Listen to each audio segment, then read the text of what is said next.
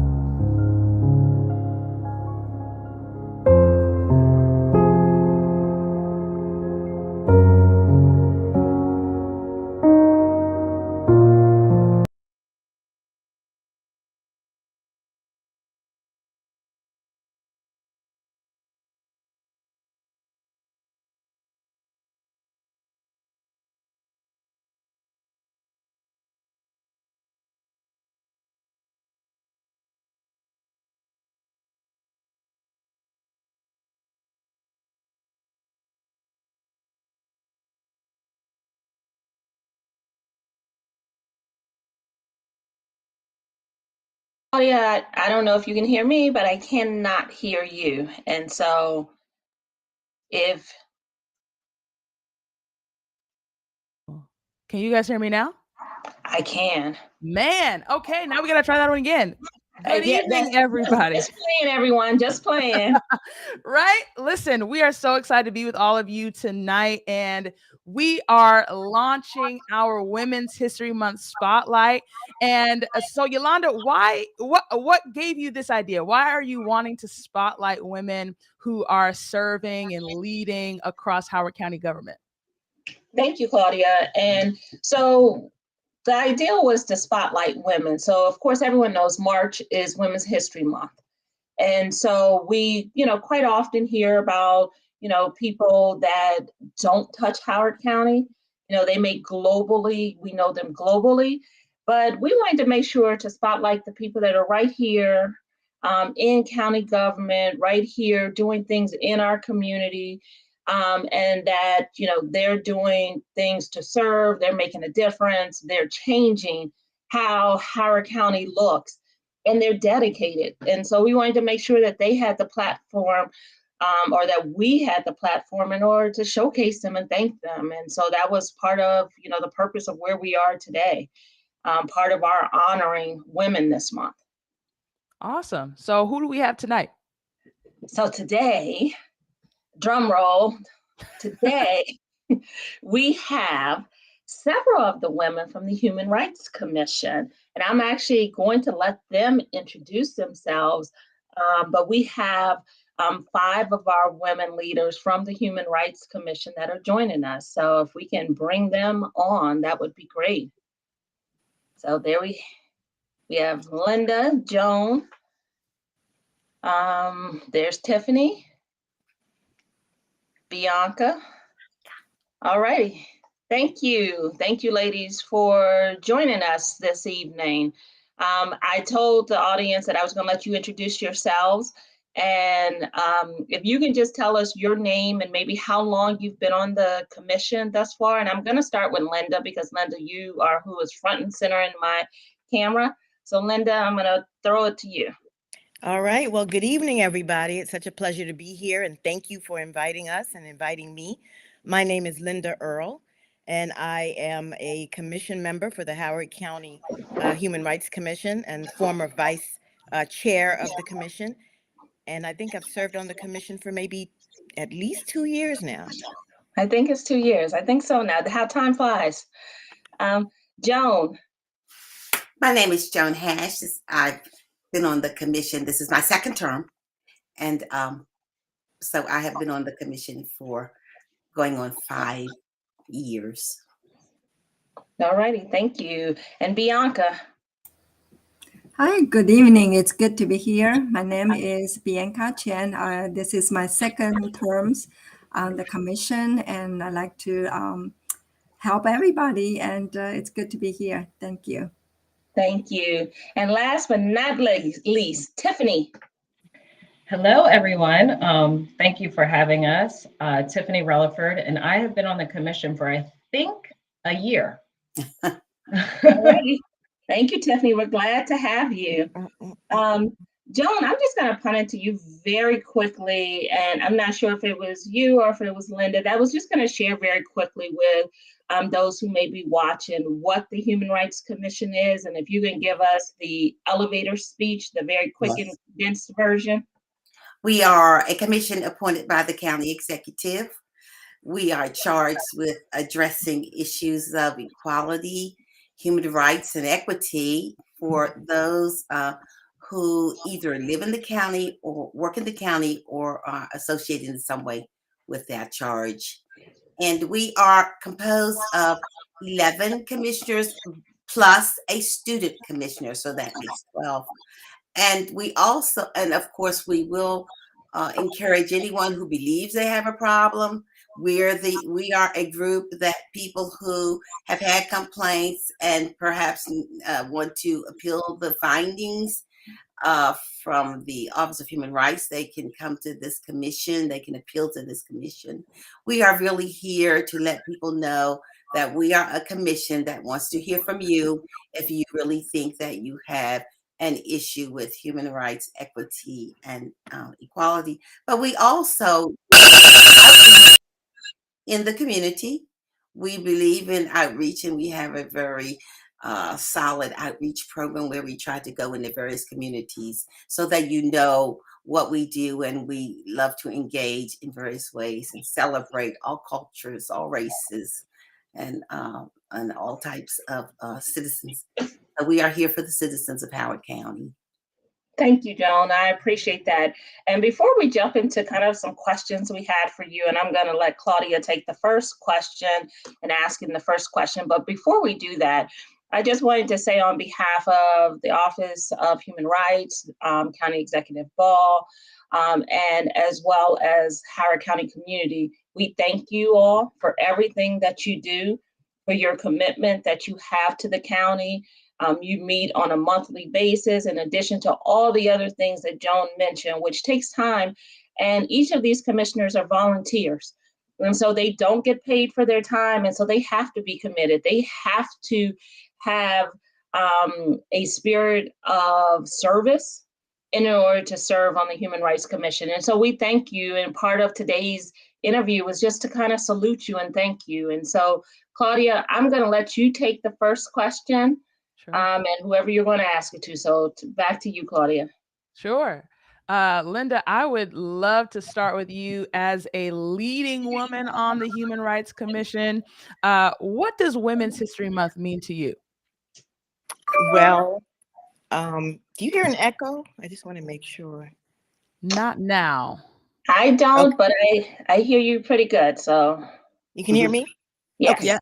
So here's what Women's History Month means to me. It means celebrating the essence of life, because that's what I think we are as women, the essence of life, love, and strength. And what I would add is just a little prose.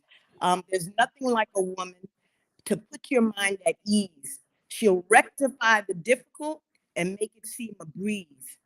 There's nothing like a woman to share smarts, beauty, strength, love, and light. She'll uplift you with her kindness, but she's not afraid to fight. Thank you so much. Amen. You took us to church, Linda. I love it. Claudia, you mind if I jump in and ask a question here? Please. I'm going to jump to Tiffany. Tiffany, I wanted you to kind of share with us why you think it's important for women, the voice of women to be heard, for them to be at the table when decisions are being made, for them, to always be present either on the commission or any other place of leadership in the community. So if you can share your opinion on that. Great question.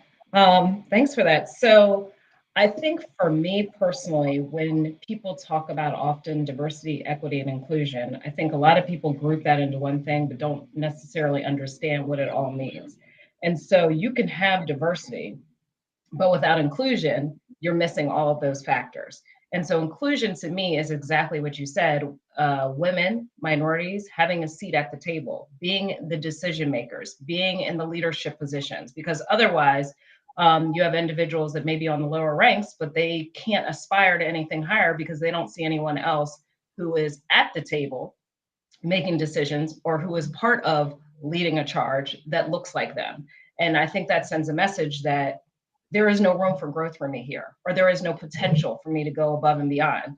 So for me, it's so important to have a seat at the table. And I think one of the things, you know, living through history right now, just the fact that we have our first African-American female that is being vetted to be on the United States Supreme Court, that is a huge thing for myself and for my daughters to look up to see. You know, when I was younger, there was nobody that looked like me except for Clarence Thomas on the bench, right? But now we have women. We have Sonia Sotomayor, and they're in so many, not just the Supreme Court, but in so many decision-making and political positions and just leadership positions that I think that's really important for young women to see, especially to know that the sky is the limit, right? The glass ceiling can be shattered. We can do whatever we aspire to do. Just because we've seen men do it doesn't mean that it's out of our reach.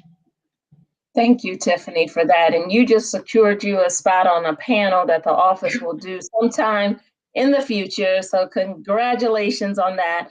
And I don't know if I'm telling my age because you mentioned one Supreme Court justice. I'm thinking, oh, wow, during my time, I had Thurgood Marshall. So I'm not sure aging myself here. So, but Claudia. No, I mean, that's so good. And I think it transitions perfectly to a question I really kind of want to ask Bianca. What is at least one person? I might give you two, Bianca, but just one person who you feel like has made some really great contributions to the world or to even you personally. Thank you, Claudia, for that wonderful question, and be generous to give me two, but I'm sorry, I'm just too greedy. I think I adore every woman in the Howard County, no matter where you see on any commission, in any leaderships, they are women in that position. I think I adore them, and I would see more and more to reflect. At least the statistics is 50-50, right? Yeah, so I would like to see the trend, and I think we can do it by listening to Linda and Tiffany's responses earlier. I think we can make it. Thank you. Absolutely. Wonderful. Thank you. And then Joan. Don't do that, Joan. Sorry. Okay. Don't do that. I see you. And so I want to kind of just bring it full circle back around with the first question that we asked, which is, what does Women's History mean to you? Well, Women's History Month means to me that it's a time to celebrate the real, all levels of women who are contributing to this society, because women make a difference in the lives of people. Some women we never see, we never know, but every day they're making a difference in somebody's life. So it means to me it's a time for us to celebrate women and to tell their stories so that their stories are known. And as of course, as I move through Howard County, I have met a few women who've made a difference in my life. And of course, as I look, as Tiffany said, nationwide, worldwide, there are many names of women. And so it's a time to celebrate, to recognize that women have their own special way, their own special perspective, their own strength, their own needs, and that they are contributing every day to make this a better world. Thank you, Joan, for that. And I think that was some words as we get ready to include. Thank you. And I want to say that when you said we include all women, no matter, you know, how you look, what your stature is, no matter how you identify, that we're including all women. And I also think about girls. When I think of Women's History Month, I think of girls. as well, and us celebrating our young girls because they are going to be our future leaders.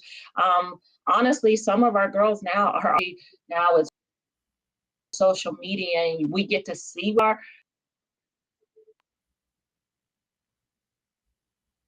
where before it was just kind of hidden, and if you knew someone that knew someone, these accomplishments that these young girls and the women doing. And so I just wanted to thank, and just as a reminder, the Office of Human Equity is a resource. If you feel like you've been discriminated, feel free to contact our office. Our office also works to try to eradicate discrimination, also through our outreach department, by trainings and celebratory events, as well as our equity unit that is looking at the inequities here in Howard County and how to systemically address those inequities. And so we thank you. I think Linda mentioned, or Joan mentioned, I think both of you may have mentioned that the Human Rights Commission is here and that they have a public forum during each of their meetings. And so they are likewise here for you. And if you feel that you have something that you want to bring to the Human Rights Commission, they meet on the third Thursday of each month at 7 p.m. And so these magnificent ladies actually have a meeting that starts tonight at 7 p.m. And so I appreciate each and every one of you, and for you giving us the opportunity to spotlight you in Howard County's Women's History Spotlight event. And so, Claudia, I don't know if you have any parting words before we close out. Well, we just want to thank all of you for joining us, and we've got another spotlight. We are going to spotlight two amazing women tomorrow morning at 11 a.m. Make sure that you tune in right here on Facebook and YouTube, where we are going to have a conversation with Anju Bennett, who is the administrator for the Howard County Office of Human Resources, as well as Brandy Gans, who is the director for technology and communication here in Howard County. So make sure that you are tuning in live tomorrow at 11 a.m. where we continue the conversation. Thanks so much. Thank you.